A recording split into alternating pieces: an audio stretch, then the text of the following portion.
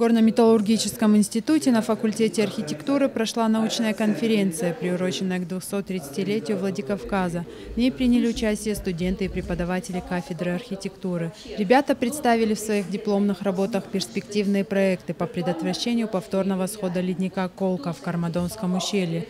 Кроме того, обсуждалось развитие там туристического отдыха. По словам североостинских ученых, на Кармадонское ущелье нужно обратить особое внимание, так как в перспективе ущелье может стать санаторно-курортным, туристическим и альпинистским. В рамках конференции был представлен большой фотоматериал в экспозиционном виде «Спаси и сохрани».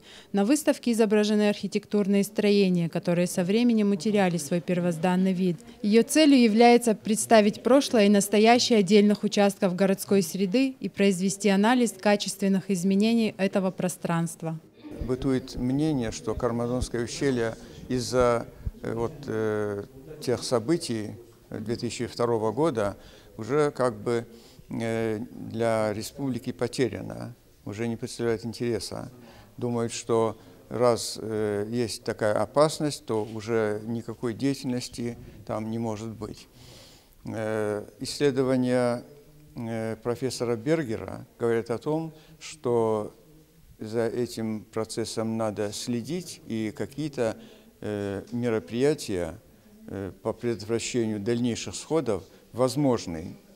Очень важно, чтобы это как бы в сознании закрепилось, что ущелье не потеряно, что ущелье может давать отдачу,